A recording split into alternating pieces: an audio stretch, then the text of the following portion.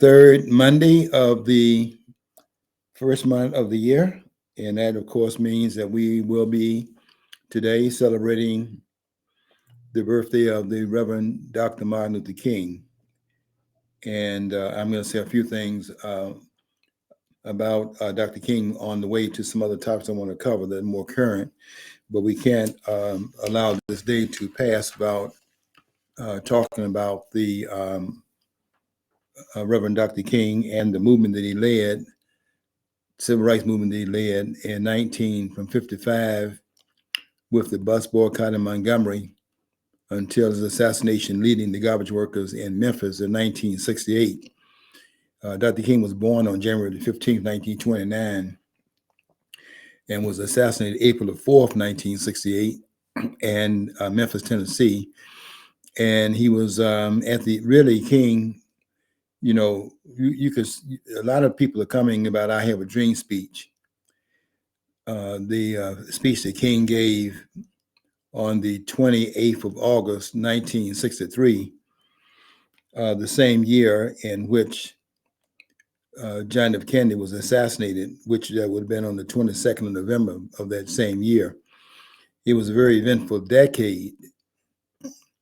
The 1960s were because of the number of people. This was a very violent decade. A number of people were assassinated. I'm thinking about the Three Lives from Mississippi, a book written by William Bradford Huey, that wrote this book about the three college students that were lynched. When I say lynched, I don't mean necessarily hung, but killed in Mississippi. That was Sherner, Cheney, and Goodman, two Jewish students, and Cheney was an activist in Mississippi, and they had tried to do something tantamount to changing the landscape in the South. I'll come back to that point in just a minute because I want to make a point about the "I Have a Dream" speech that nobody else has made, but I do want to make a statement about that. But that was part of it. That would have happened in 1964. Medgar Evers, who was the person that had helped integrate Ole Miss. Ole Miss now has nothing but blacks on the football team. That's a different Mississippi. It was very hard to bring about the integration of Mississippi as it was in Alabama. And you can see a little bit of the problem in terms of how this was viewed and I find it problematical in the speech that King gave in Washington on the 28th of August, 1963, when King was saying that he had a dream, and he had a dream that one day his children would be judged by the content of their character, not by the color of their skin. And what King had done, there are a couple of things in that speech that King had done. One of them was that he had prepared a speech that was very different from "I Have a Dream." He had given that speech down at the Cobo Hall in Detroit, and had given it at least on one other occasion before he got to Washington, and then did not intend to give that speech in terms of a speech he actually ended up giving in Washington, D.C. The first 5 minutes of that speech is something very different. It was a prepared speech that King had worked on up until early parts of that morning, and had put the finishing touches probably around 10 o'clock that morning, with the march beginning around 12 or so. They actually started marching before King had gotten out there, and they looked out the window and saw that the marchers were already beginning to arrive and to march to the Lincoln Memorial. And King and Abernathy and his other parts of his entourage had to run downstairs and get in front of the march and get in front of the group.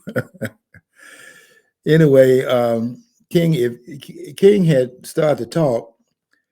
The first words in his speech was,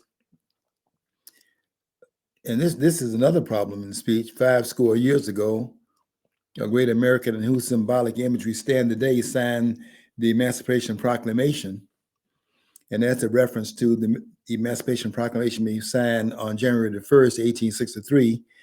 And so King was saying 50, that means 100 years prior to the year in which this meeting is being held in Washington. Abraham Lincoln, he says, a great American in whose symbolic image we stand. That is to say that the Lincoln Memorial was where they were standing at the Lincoln Memorial, the Washington Memorial, and in whose symbolic image we stand, signed the Emancipation Proclamation. And then King said, 100 years later, the Negro is still not free. Later on in the speech, King says that he wants to live in a nation where his 4 little children would not be judged by the color of their skin, but by the content of their character. And I think that is another deviation in a way, because what King is doing in the South is trying to register people to vote. And we can talk about 1963, and that's a very important year because of the cutoff point. I think this is the year in which America lost a great deal of its innocence. The America, I see a lot of people on Facebook writing that they want to have a return to the country we were born in. Well, 1963 is a year in which I would say there's a cutoff between the illusions of the country and what we are now looking at as the country that is uncovered, the veil being removed and so on. You're living in the same country. But I think what they're talking about is that they think that they were living when they were growing up in the country of I Love Lucy and Father Knows Best, Ozzie and Harriet, all those programs they put on what is it? The one about My Favorite Marge or something like that. These TV programs that were putting an image on television. Lassie was one that came on Sundays, and a number of programs they put on TV that gave a image of America, while other things were going on politically that were very different from that. But this was the TV that was a very new engine coming into people's homes, and it was showing an imagery that was gravitating because this is a family type of thing. People gather around their TV set. I know in my neighborhood, we had probably one TV in the whole neighborhood. We were not one of those communities at this point. We're not the community at that time that we're now today, where you have a TV in every room. You used to have one. If you had a television set in your house, you were a superstar in the neighborhoods because there might be the only TV set in that neighborhood. And that was one way in which I know in my neighborhood, the community would rally around the television set, and we would come and watch, the programs we watched. I love Lone Ranger on Thursday nights at 6 and things like that. Everybody in the neighborhood would come to the house that had a TV set. We weren't doing any fighting because we had to be in the same room. To watch the TV set. It was like organizing around that. But America had this impression with this new medium that was now in people's homes that this was America. This was America that they were showing you on television. It was not America. The America that was going on at the same time was what Joseph McCarthy was doing, for example, in the 1950s when Eisenhower became the president and was talking about communism in the Eisenhower administration. And I suggest that you think that McCarthy was out of his realm and making that allegation. Look at what has occurred in the aftermath of that time period, where people now think that they're living in a country that's very different now, where the Marxists have taken over many aspects of the culture.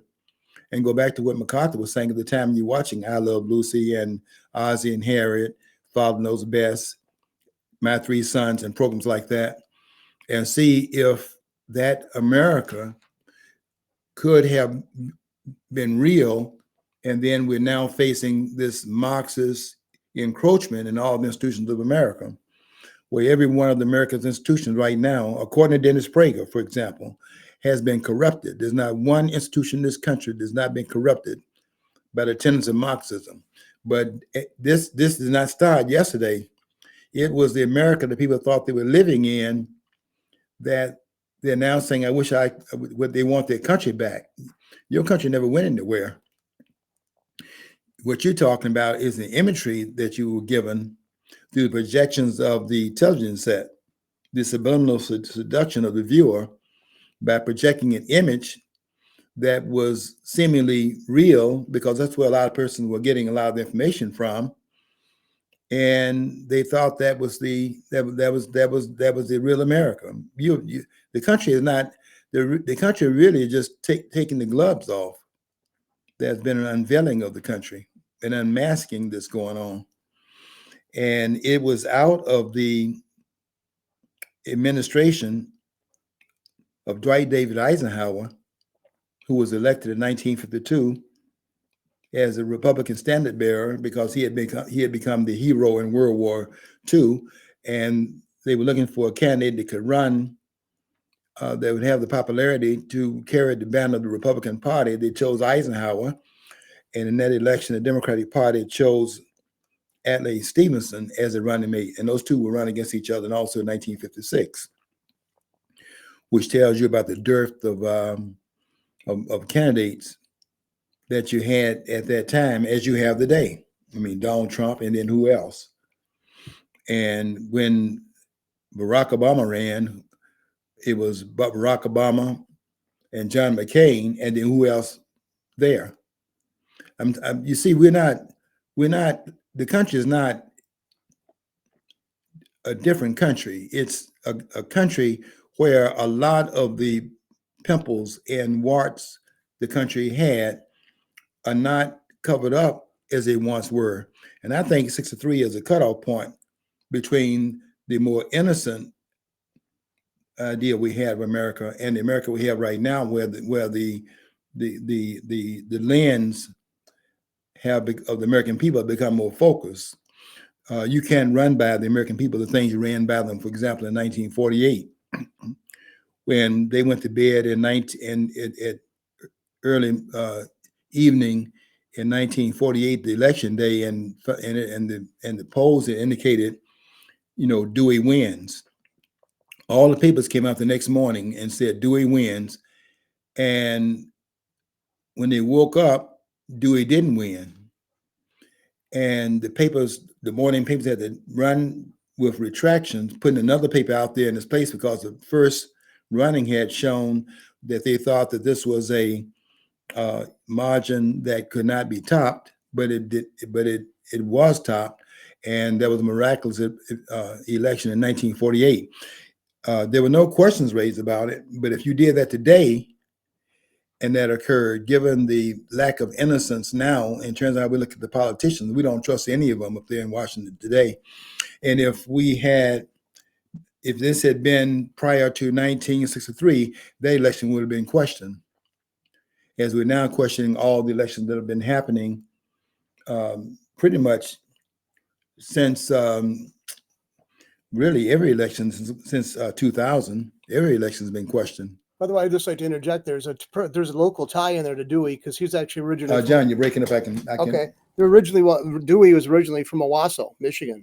Was it really? Yeah. It was originally. He became a prosecutor during the Prohibition era in New York. He was living in, and then for some reason you're breaking up. I don't know if it's coming across on yeah, the. I can hear it now myself. Taping, but can you hear it now, or can you hear me okay now, or? Okay. Yeah, I can hear you now, but you were breaking up. I heard that. I don't know what's going on with it. Yeah, okay. But yeah, he was originally from Owasso. He ultimately become the governor of New York State. Mm-hmm. Yeah. I didn't know that.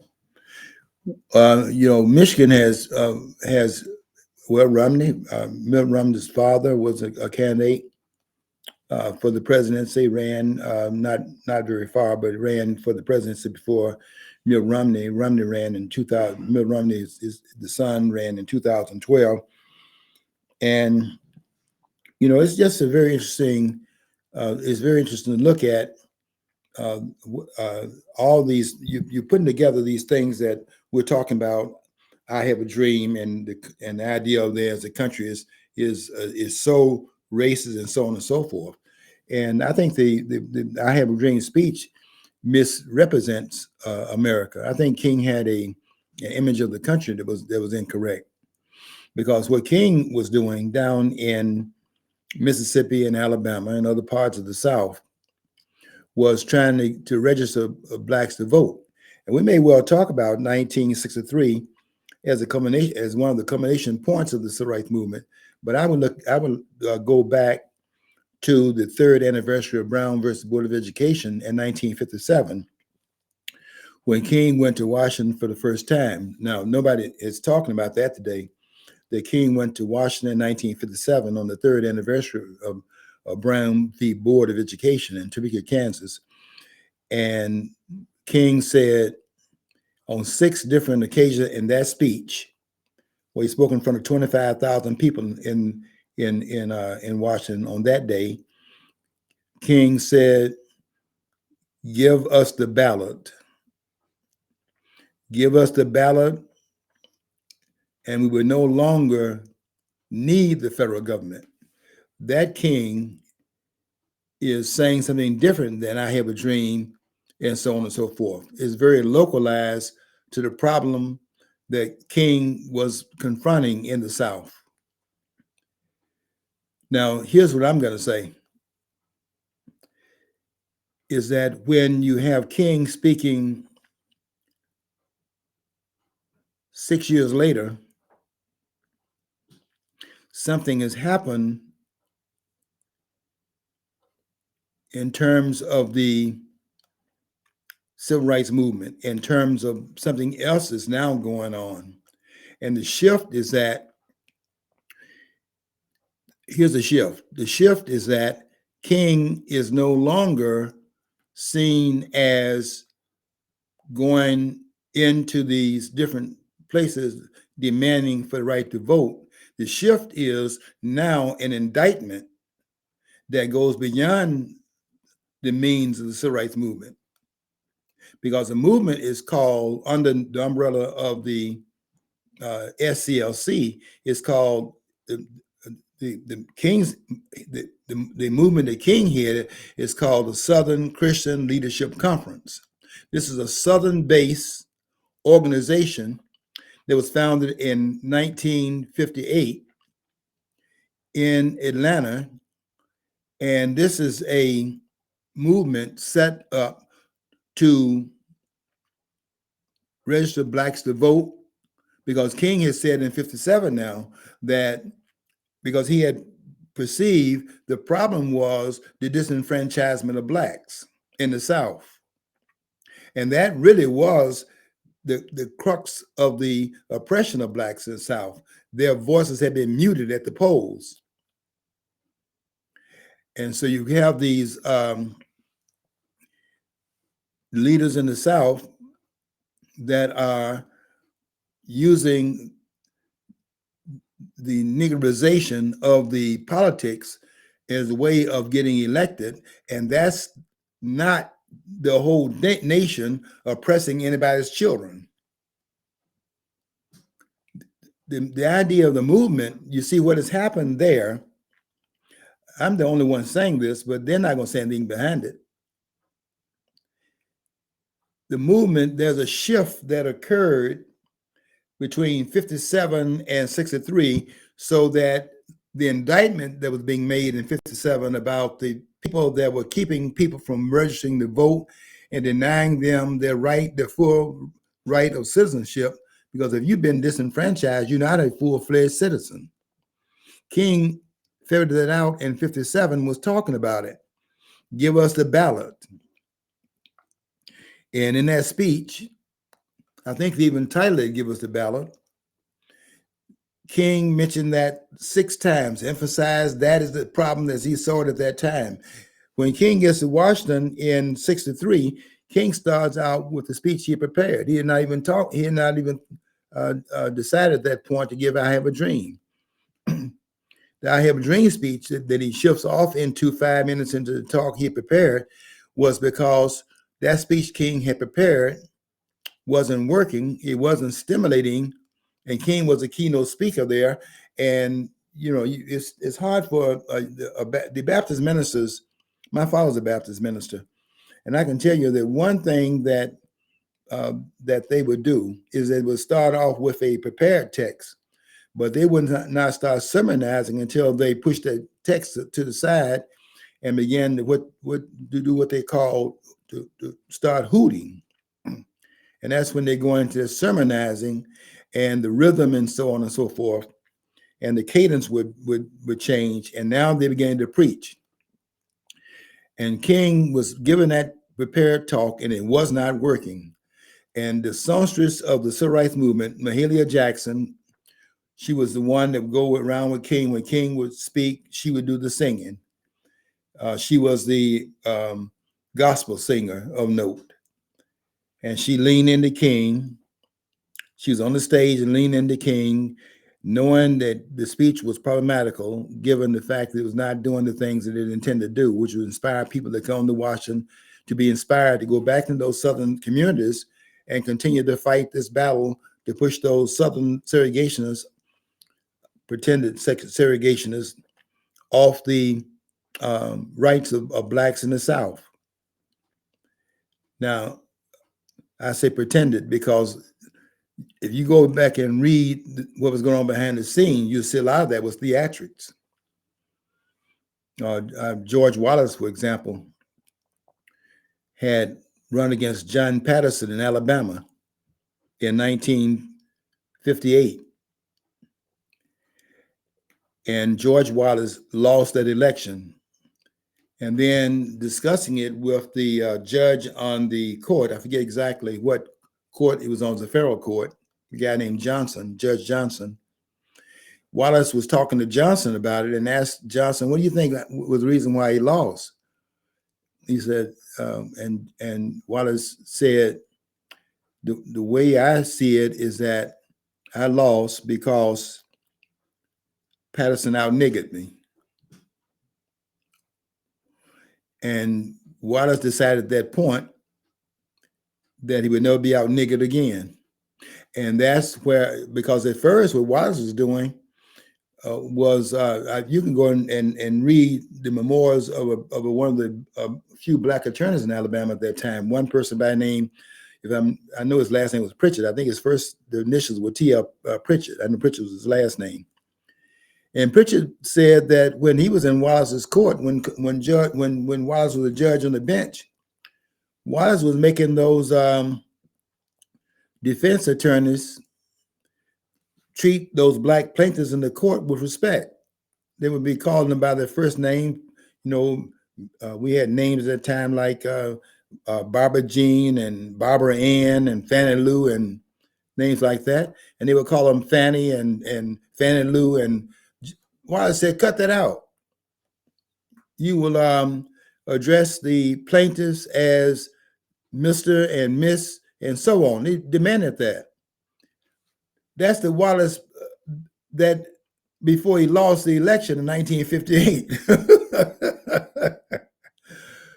If you think this wasn't theater, go read the documents. You look, all this writing they've done. Did you ever hear this background story behind the Scopes Monkey trial? Yeah, I know about the trial. What part are you talking? It was all theatrical too. It was all theatrical. Even the fine was paid by the prosecutor. Yeah. Clarence Darrow was a defender in that case. Right. And William Jennings Bryant was he was the prosecutor, and he was the one that paid the fine. It was just all a showcase thing. There's a whole history. John, you're making some points here. There's a whole history that has been left out because the narrative, you see, it's a narrative we have here. This is not history. This is a narrative that is covering up the larger issue that is involved here.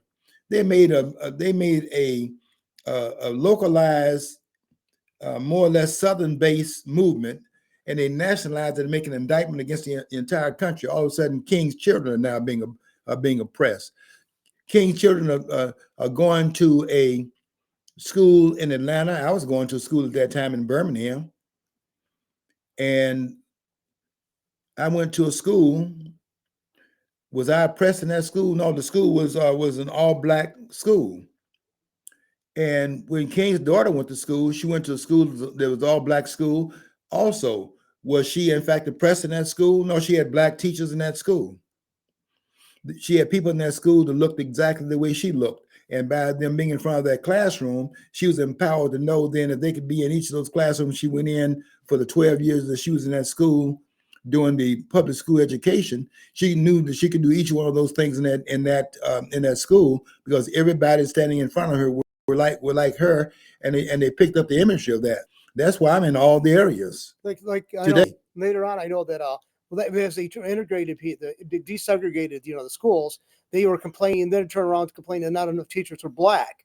Well, it's like it's like I have one of the most demanding teachers I ever had in elementary school all the time when I was in elementary was a black woman who was educated in a historically black college and came up here from the South, Mrs. McCrae. And she was one of the most challenging and most demanding teachers I ever had in grade school. Yeah, Okay, so but yeah, and that was what was going on here. The people in the South, most of the persons that were coming out of the South were the ones that became your educators because they've been trained in those black institutions in the South. You can claim that they were segregated, but they were no more segregated from whites than whites were segregated from blacks.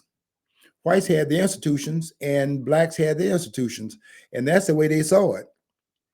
I can give you a lot of stories about that. I'm in the South at this time, and so I can tell you this story, this narrative they're running today. I have a dream, and I didn't dream, or whatever that is you're saying there. That you can run that narrative today as if this was the whole country being indicted by what King was in fact doing. But this is a very a localized movement where King was fighting to advance blacks in the South because in the South they've been disenfranchised.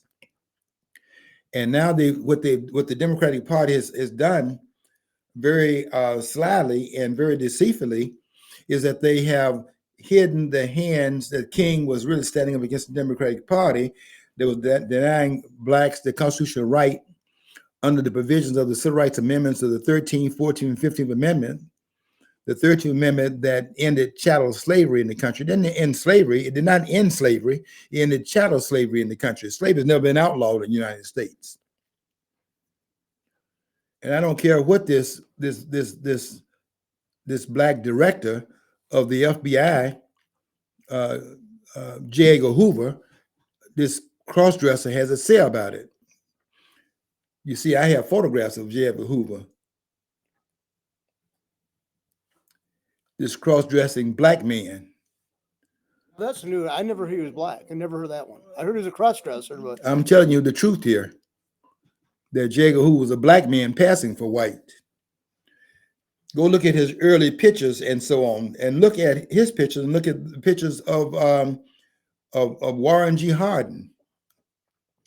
You see, you go read the documents, and you'll see something very different here. There's a different history has to be told here that's not being told, and they're not telling the history of today of the civil rights movement by quantifying it and limited it to a speech that King gave 5 years before his assassination.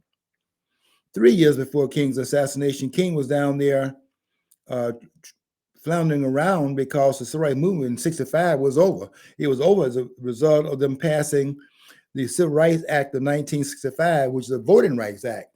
Once that act was passed, having passed the year before that, the Civil Rights Bill in '64, and then passing the Civil Rights Bill in '65, which is the Voting Rights Bill. When they passed that bill, that ended the civil rights movement under King's tutelage.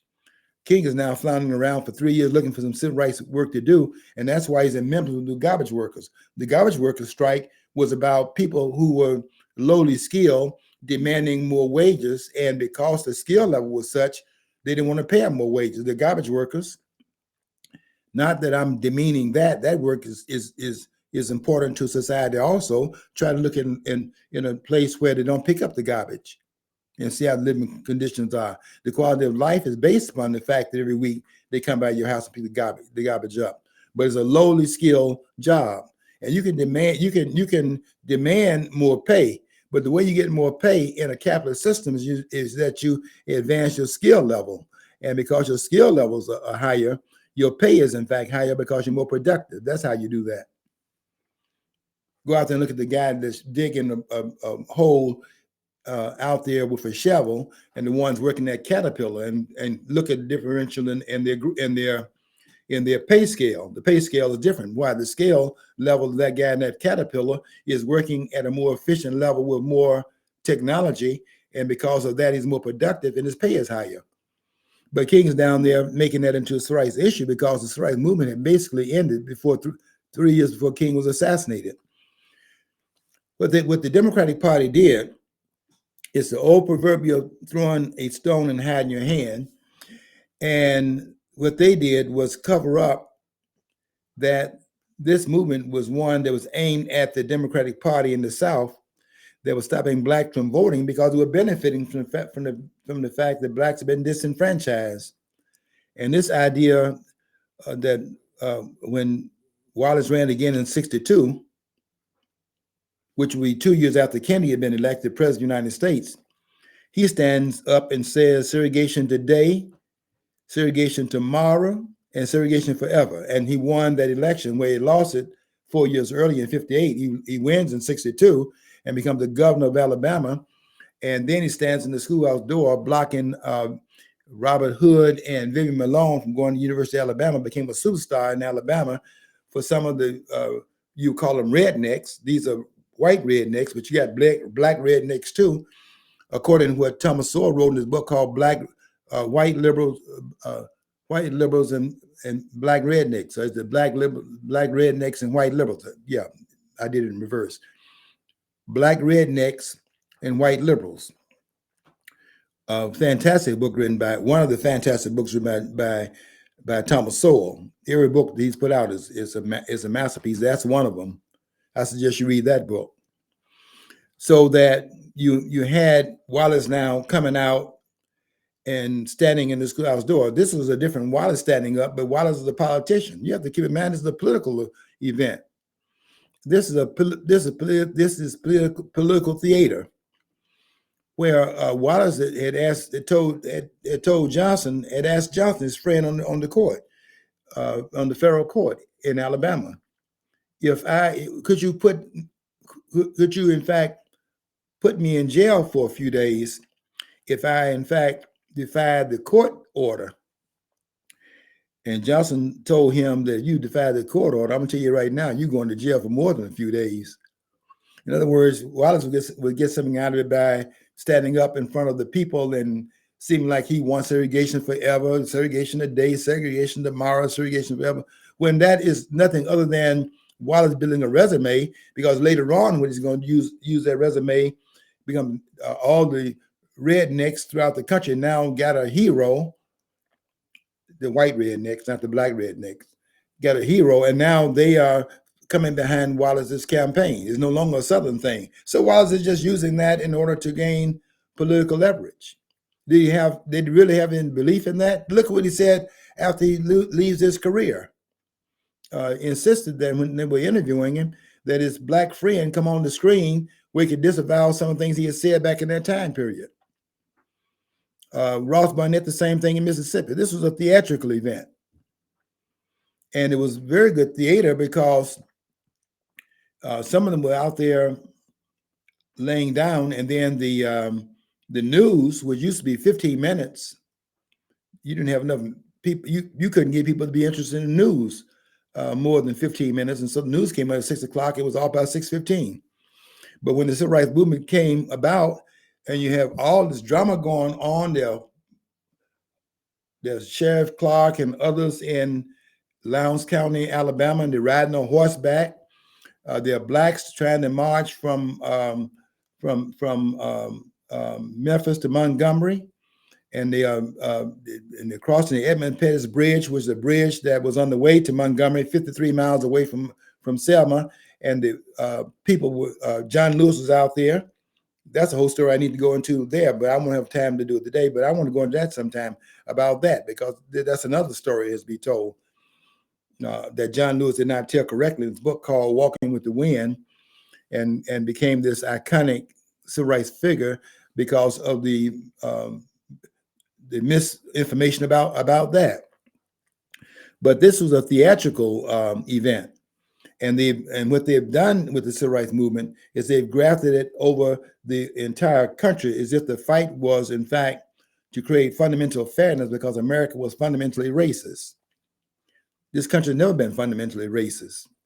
It is not fundamentally racist today. Go read Ann Coulter's book. I'm talking about documents here.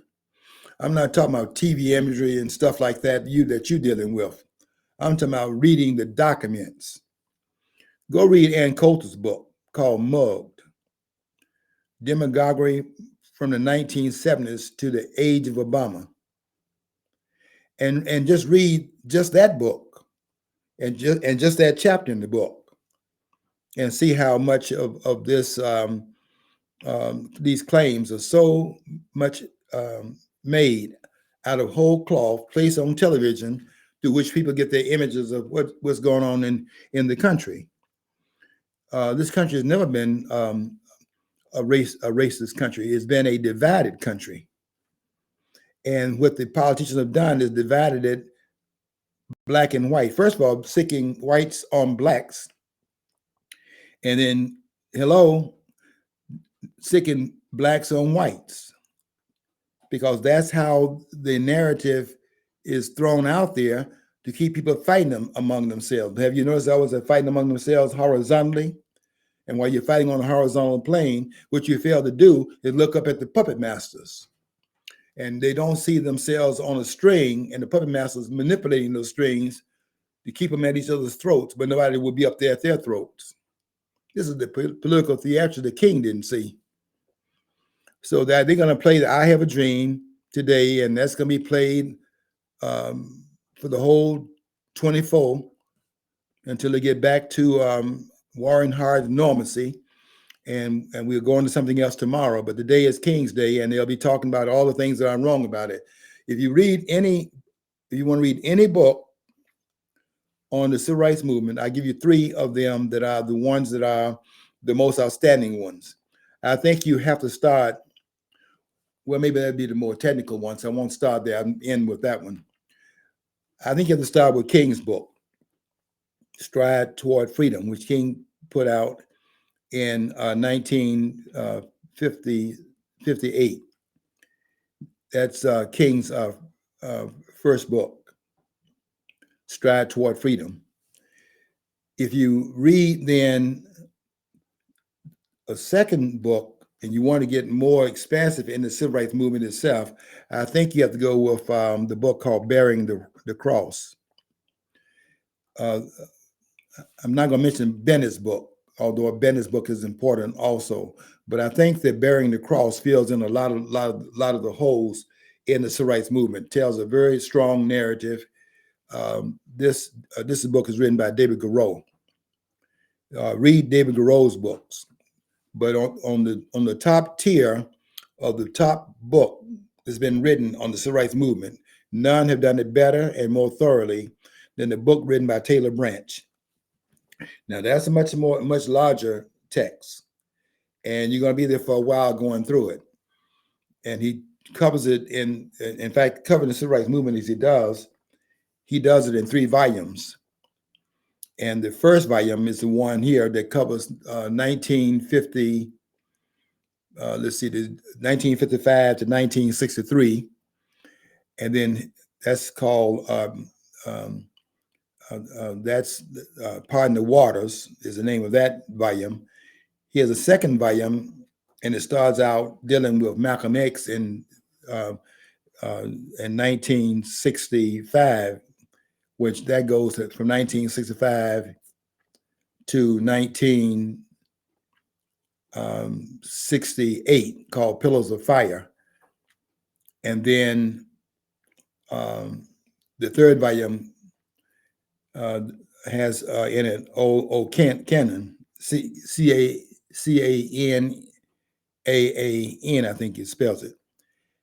But that's Taylor Branch is really the culmination of all the writers, but there are a lot of others out there too. If you want some that are more, his volumes are a little bit more.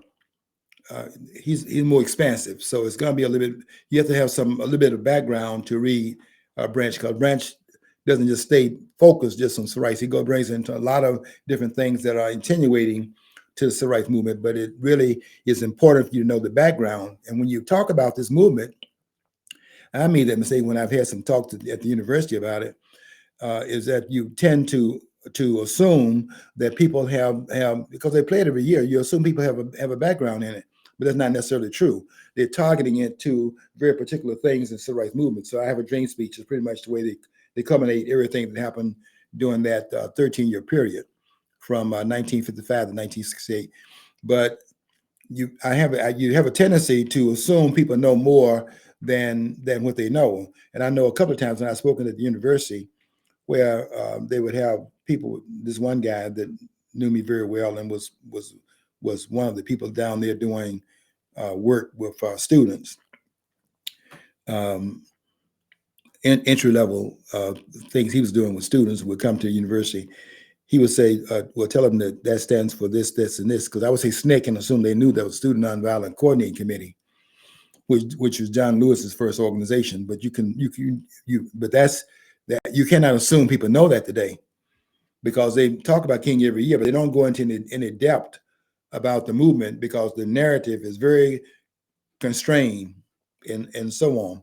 And even the movement is constrained because the expansiveness of it is the idea now that as a movement, King was leading all over the country because the country was so flawed. That's not true. King's organization was a Southern Christian Leadership Conference. And this was a Southern-based movement that King stayed in the South the whole 13 years. He tried to expand it into the North, let's say for example, in Chicago. But when he expanded it in Chicago, there were blacks that were employed in it, that's what Daly was with the Daly machine. And there were people that were working inside of that machine. Blacks had jobs in Chicago because of Mayor Daley, one of the last big bosses, and so on and so forth. And when King went to Chicago, it's not this monolithic thing between blacks on one side and whites on one side. There are blacks that King is confronting also. And there are blacks walking around when he was demonstrating in Chicago. They're mad with him because he's in there kicking the biscuits out of their plate, messing with their jobs, and so on. And so that it didn't work in the North. And you can go and read about it, but I'm just telling you that the movement that has been a finessing of what this movement was about. And you'll see it today because they'll be talking about I Have a Dream the whole day. And that speech was given 5 years before King was assassinated. King was assassinated in Memphis, Tennessee, leading garbage workers. And that was not even a civil rights issue. It was a capitalism issue, that those that have higher skills get paid more, and those with lower skills get paid less, because you're paid upon the productive level in which you're able to operate. I worked at a job for $1.25 an hour when I was going to Knoxville College. I worked in the summertime. I picked peas. I worked at Hunt's Tomato Company. I worked at the Grain Giant Company. I was working for $1.25 an hour. That was back there in 1964. Yeah, I'm sure it was 1964 of that year. But I was not doing that for a career. I did that job as a stepping stone to another job. But if I was working that job now, I would not have been making the money I made when I began to teach. When I started teaching, I was only making my first contract in teaching was $5,500 for the whole year. And I never forget, I looked at my first paycheck and I said, did I went to school 4 years for this? I was making $75 a week. But what you do is that in order to you do some things to increase your income. You first of all get some more degrees. I got 3 degrees, And it wasn't all about the monetary thing. I have 3 degrees, but I had degrees because I realized that the first degree that I had from Knoxville did not speak to the knowledge that I had. I was more than a bachelor's degree. I had a bachelor's degree at that point, but I was more than a bachelor's degree, and I realized that. So I got 2 degrees from Eastern Michigan University. And I will tell you something. I think that I should have another degree on top of that degree. Some people have a JD and they have a PhD and so on and so forth, because there is more than just, because the knowledge transcends degrees. But I have the same degrees they have, but they don't correct me, and so on and so forth. I'm correcting them. So maybe I should give me a JD, because most of them have law degrees. But I'm telling you, the civil rights movement we talk about today, but they would not be talking about the civil rights movement. They'd be talking about King, and they'd be talking about I Have a Dream. And they'll leave it at the man in Washington, as if he didn't do anything beyond that point. And as if that movement was one in which made an indictment against the whole country, because King gave a fallacious speech that day.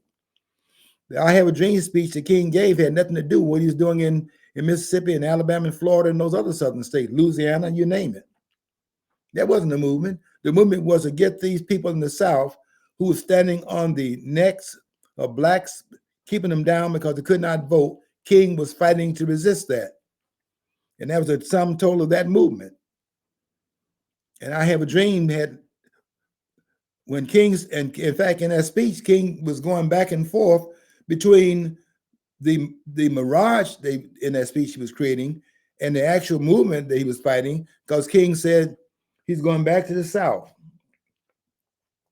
And he was talking about going back to Lookout Mountain in Tennessee and these different southern cities, because that's where the battle was being engaged. This idea that the country was oppressing its children, we live in a country where its children will not be judged by the color of their skin. If you think they're being judged by the color of their skin, and there was no judging of their credentials, go look at the credentials those blacks had. If you think they just simply were looking at skin color and judging them based on skin color, you go and see how many Claudine gays you had at these universities where people that plagiarized to get where they were.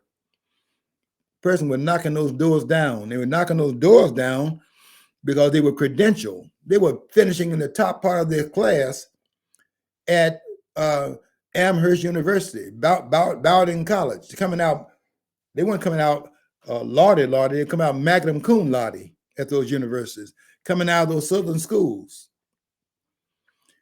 A lot of that noise that they're making. And while I'm on this, I'll get off this, but because I came to the studio, I really want to talk a little bit about some things going on today with Donald Trump, because I got to make a point about that before we get off the air. But I do want to make this point. You take, for example, the person that is identified with integrating the schools. King was there, the 3rd anniversary of that. But the key lawyer that they claim was the one that led to the integration of the schools in the South. And that would be Thurgood Marshall, who later on would be made the Solicitor General, as they're doing a stepping stone with the idea they will at some point appoint him to the Supreme Court. That's another thing they're doing, and that is they're guiding these persons along the way and then credentialing them so that when they point them to the Supreme Court, they have sufficient credentials. They would not be denied based on their credentials. They get onto the court, because the idea was the color of the skin is not going to get it. But look at the fact that when they had credentials through which they went, they didn't go under the door or over the door, they went through the door. And Thurgood Marshall became the Solicitor General. And in 1967, Lyndon Johnson, one of the more crafty politicians that you've had in this country, made sure that the people knew that he had appointed a black person to the Supreme Court. The person that if you appointed them based upon their credentials and based upon their jurisprudence, they would have appointed a black man by the name of Leon Higginbottom. It was better trained than Marshall. But Marshall had come out of Howard University under tutelage of Charles Hamilton Houston, at Hamilton at Howard University, and Charles Hamilton Houston had determined that what he's going to do was make the law school at Howard University real and competitive, and create graduates that would go in and contest segregation in the South. And that's what Marshall did. But Marshall was not more credentialed and more qualified than Leon Higginbottom. But if Johnson had appointed Higginbottom to the Supreme Court, nobody would have known he was black. And Johnson said that he wanted to make sure that when he appointed a nigger, these are the words he was using behind closed doors, that when he appointed a nigger to the Supreme Court, he wanted everybody to know he had appointed a nigger. And that's why Thurgood Marshall got it, because he had argued, he was one of the five attorneys, main attorneys, that had argued the Brown versus Board of Education case.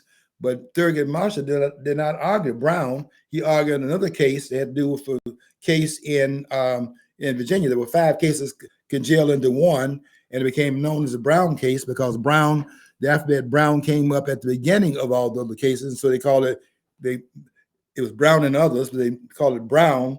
But it's 5 different cases, one in Virginia, one in some other places, one in Florida. And all of those 5 cases were congealed in Brown v. Board of Education. Now, those who think that Thurgood Marshall would have bowled the court over and won them over through the arguments he had made in front of the court, that's wrong too. Go read. I didn't read the transcript of the trial until 19. Let's see, 19. No, not 19. I read 50 years later is when I read it. In 2004. 50 years later, when they did the 50 years after the Brown ruling, a very good book came out, and I can't think of the author's name right now, but a very good book came out, and it was 50 years after Brown. And I read the transcript, and I kept putting the book down because I'm seeing in the reading something that's not supposed to be there. But what the reading was showing me is that Felix Frankfurter on the court had practically taken Thurgood Marshall's hand and guided him to the legal arguments the court needed to be made, because the court had already decided to decide this case before anybody argued anything. Fred Vinson had died. The Chief Justice of the Supreme Court had died in 1953.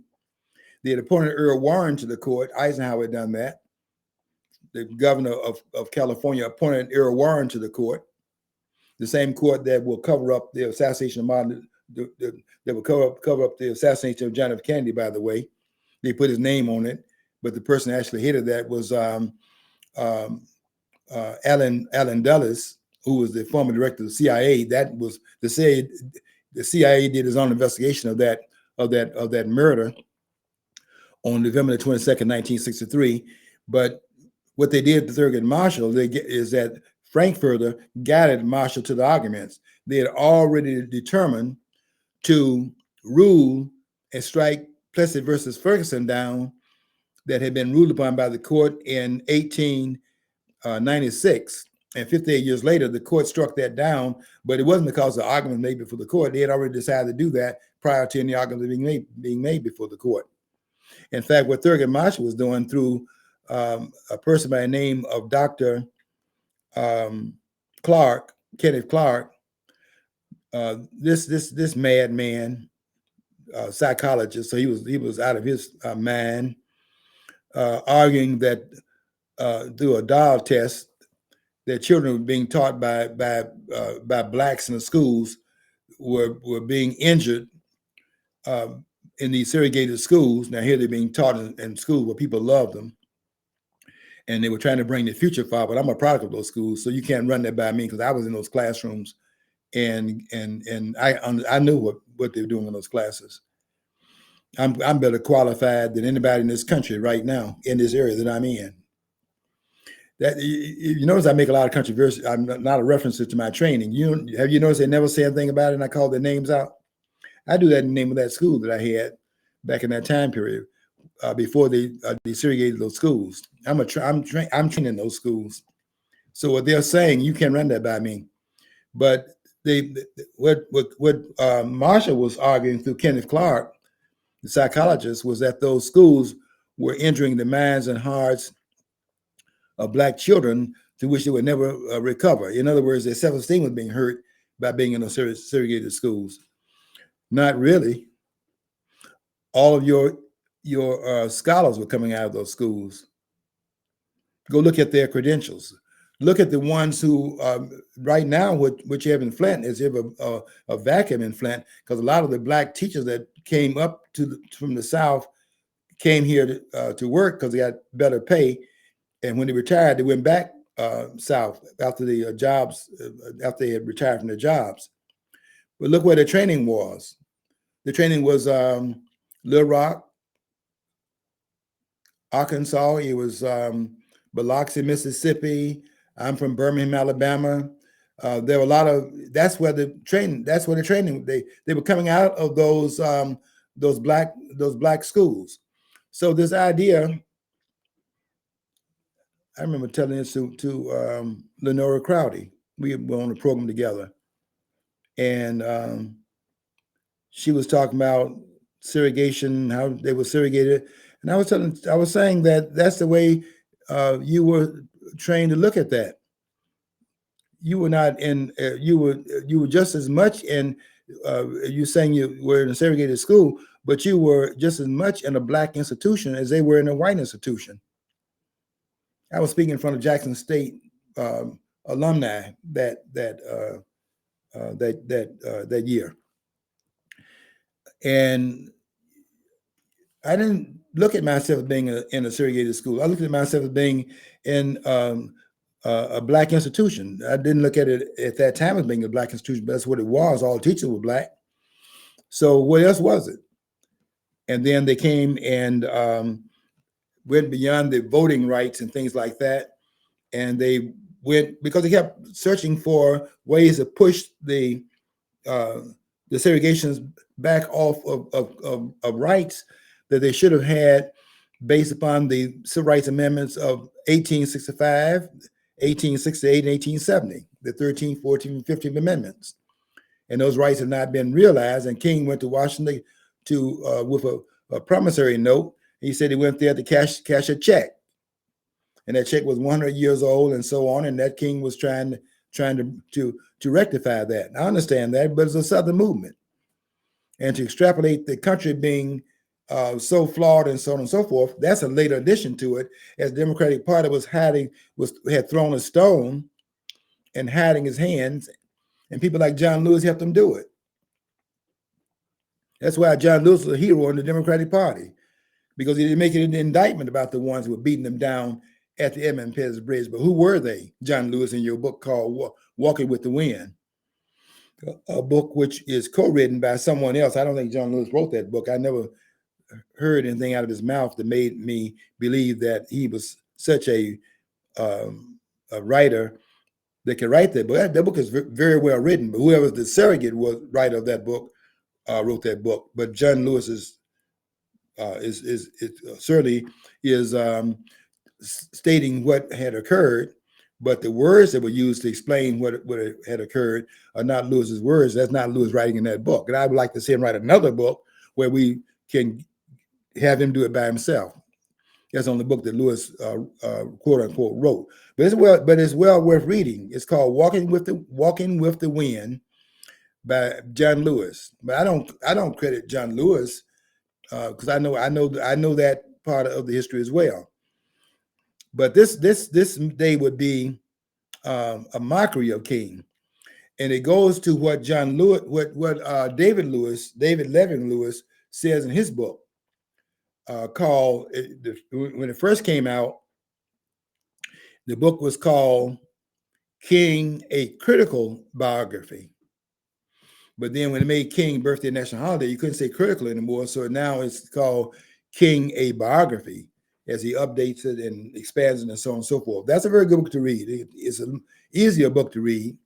But what David Levin Lewis, who I have a lot of admiration for as a writer, I particularly like his book on W.B. Du Bois, this mammoth 2-volume work he did on Du Bois, and the notes that he put out, which is also a mammoth book of what he wrote the book from. That the book on Du Bois is a classic, and he is even John Hope Franklin had to credit him because he said that this is one of the major writers who's practicing his craft today. That's probably true, but he's over here in his cubbyhole writing about the Black movement and so on and so forth. He has not gotten the notoriety. The point I'm making here is this, is that there's a lot more to the story than what's going to be told today, and you need to get more of the story. We can become more conversant on what really occurred here, rather than this TV imagery that everybody's going off on. People thinking they're living in a different country than they were when they of the childhood. That's television. This idea of narrowing the scope of the civil rights movement to "I Have a Dream," that's television.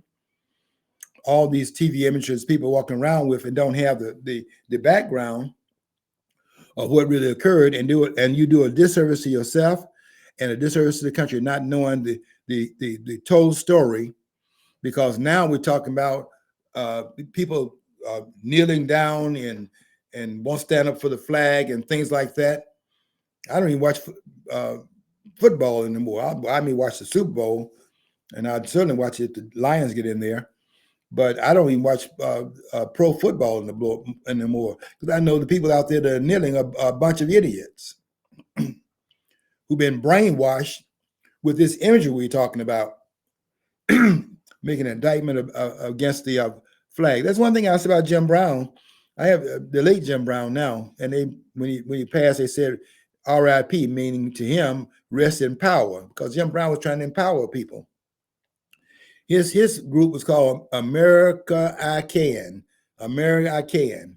America I Can was Jim Brown's organization, and Jim Brown was coming out against these kneelers, people like this guy out there kneeling on the field and leading people to desecrate the flag. Jim Brown came out and said that one thing that you don't do is that you don't desecrate my flag. That's a side of it that comes out of a person that had lived during that time period and knew a lot more about it. What this guy that's out there with this big afro and raised in a white home and so on and so forth, what does he know about any of this? He didn't know anything about it. This young upstart out here making these accusations. Jim Brown had lived through it and was able to understand the movement. He knew that that problem was King was dealing with was down there in those 11 Confederate states, and one day I need to go into that, because that story of what that was about, this Civil War, what that was about, that story is not been told. There's so much got to be said, and we're not there. We're not there yet. Now, let me say a few things. I can't get off the air without saying a few things about, I'm not sure how much time I have, but I have to say a few things about what's happening right now. I want to celebrate King's birthday for sure, and that's what we've done. I want to say a few things about King, who made a contribution, and we should honor that without any question. Now, I honor King because I know that King was sincere in what he was trying to do. I don't think King had the understanding that was correct or the strategy that was correct, but I'd have to definitely applaud his sincerity, because King was not trying to aid and abet his own private funding through the civil rights movement. The man did not take any of that money and put it in his pocket, and you have to give King credit for that, because he could have done that. King was a sincere warrior out there leading blacks in that particular aspect of the civil rights movement, which really was a movement that started on the plantation, by the way, because blacks have always fought for their civil rights in this country, even when they were enslaved. And we'll talk about this at some other time. But let me get to another part of what I want to talk about today, and that is this. I want this attorney John Sawyer, I do applaud you for your defense of Donald Trump. But I wanted to advise you, and I'm qualified to advise you on the Constitution. You need to stay out of this arena of making a claim that Donald Trump had the privilege of presidential immunity while he was in the presidential office. There is no presidential immunity. What you have here is a procedure in place for if you're going to bring about a charge against a president, whether he's in office or out of office. In office, the hedge around the president is the separation of powers. That hedge cannot be penetrated when the president is in office because each of the branches of government are co-equal branches of government, and no one has upmanship because you go co-equal with three branches of government, each one therefore 33 and a third part of the federal structure. No one part of it tops the other. That's why it takes the Congress making a law and the court enforcing the law to bring a president to follow what has been said. Why? Because 2/3 of the government is now speaking. But if you have the court ordering the president to do something, that and encroaching inside of the presidential space, that can be refuted because the court cannot do that in terms of ordering the president to do anything. I know you're going to disagree with me on that. But do you remember when Andrew Jackson told John Marshall that Marshall has made his verdict? Now let him enforce it. That was said in 1832 in the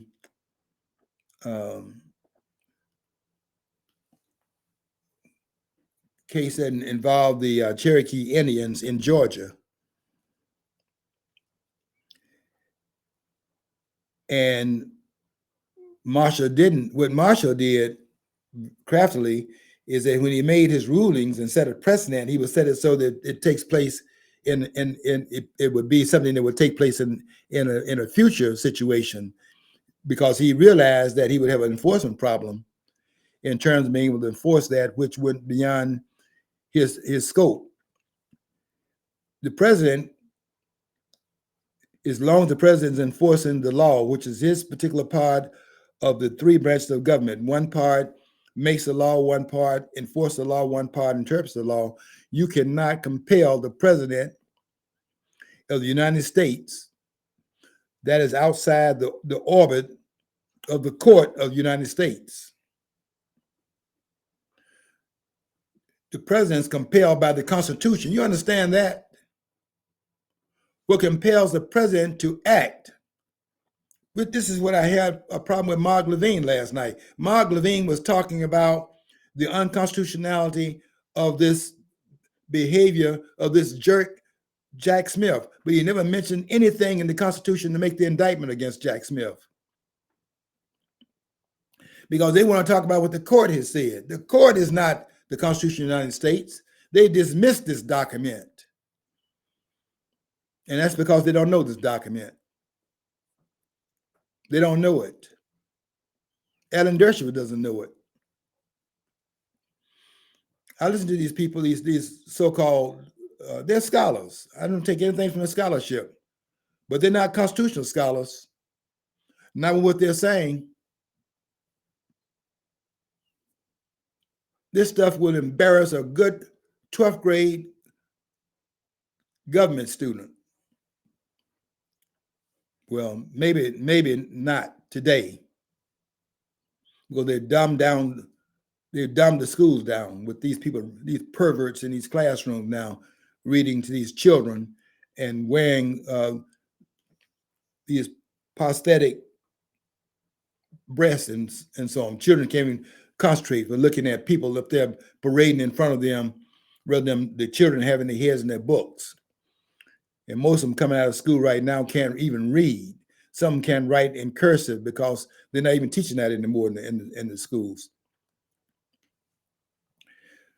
What we're having here is that we have people out here quoting the court. Nobody is talking about what does the Constitution require these judges who are out of control, Judge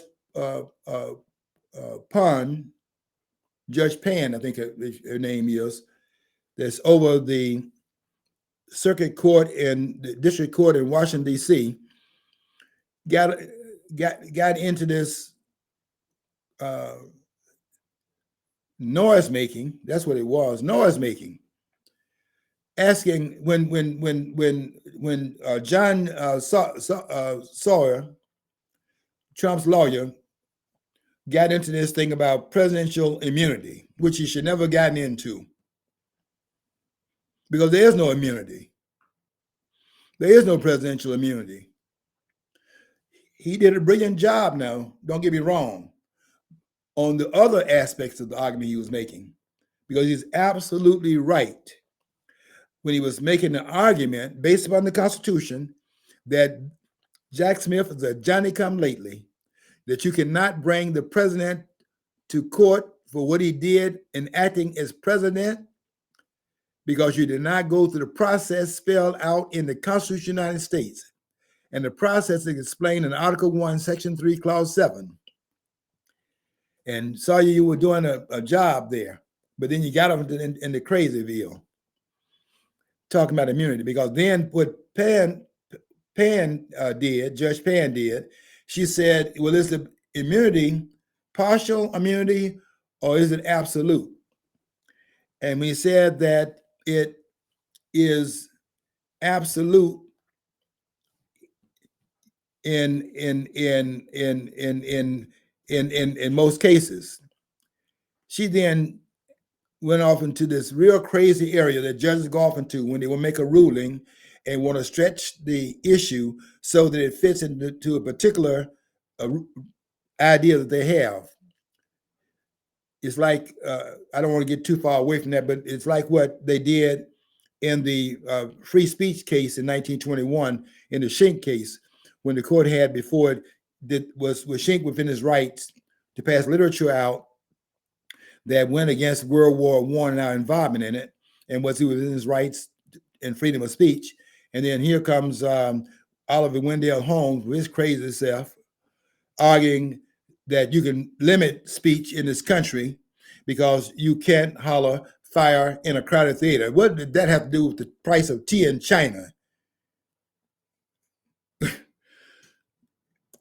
If you want to get me upset. A lot of conservatives love that guy, though. It's not even a speech issue, John. You see, this is what they do. What they do when they want to limit your freedom, they make some expansive argument that has nothing to do with the case and make it seem so outrageous for anybody to say otherwise.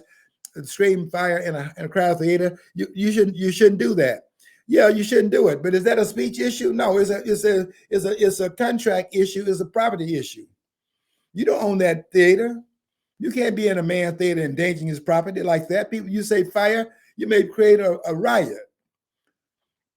People may start running out and so on and so forth. The other thing is a contract issue. If I pay $38.50 to go up there and hear these rap artists hollering about your mama and all that stuff, not that I'm going to hear that. If I'm going to hear a singer. They're singing some words.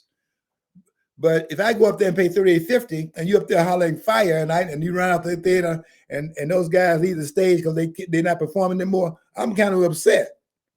And I want my money back. Why? Because I signed a contract with the owner to show me either a play, or if I pay for a movie ticket, I want to see the movie, or I want to see the singers. And if you don't do that, you violated my contractual terms. That's why you can't holler fire in a theater. It's a contractual arrangement. Oliver Wendell Holmes has been celebrated ever since he made this ridiculous this noise. And John Sawyer who is doing a brilliant job in making an argument based upon the Constitution, is that if you did not impeach the president of the United States, I'm sorry. If you did not take advantage of that, which was there for you to bring a charge against the president, which is the fact to impeach the president of the United States and to convict the president upon the impeachment charges, which removes the hedge from around the president.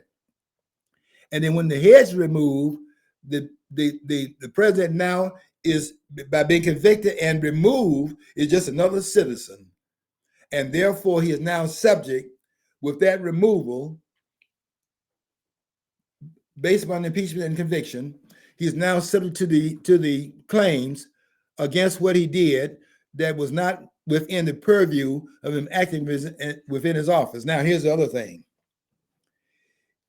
If the president of the United States, she's made the statement, well, if he kills somebody, is he then is it actionable against the president? Does he have immunity when he leaves office? Here's the deal there, Miss Judge Pam.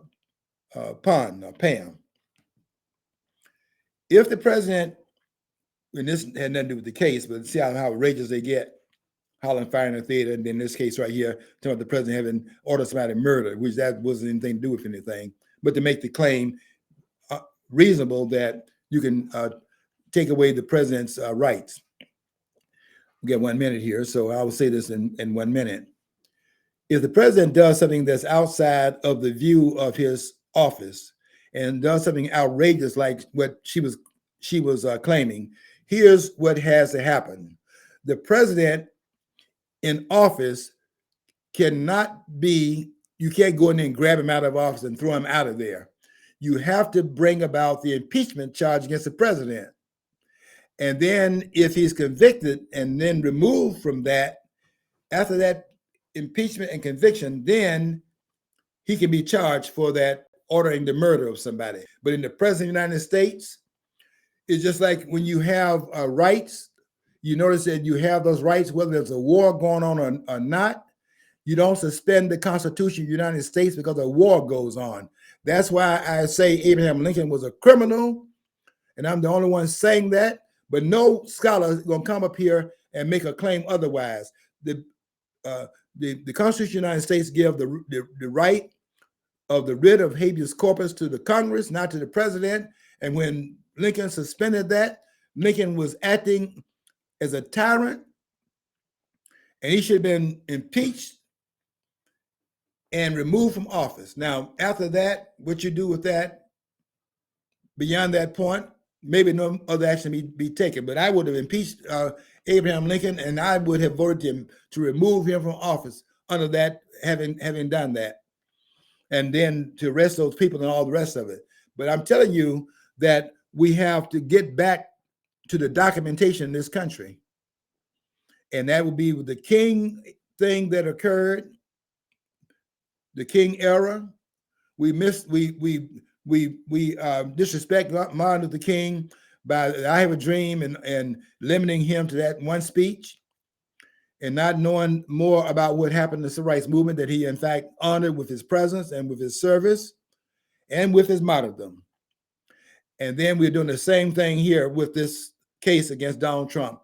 We need to know the Constitution of the United States that does not allow what Jack Smith is doing. And I condemn him publicly for what this man is doing. And I'm writing about him every day up until November the 5th, when we get a chance to throw Biden out of here and put Donald Trump where he rightfully belongs. Okay, I got to get out of here. Until next week, I want you to follow your dream. Do you follow your dream? If you don't follow your dream, you'll never know what's on the other side of the rainbow.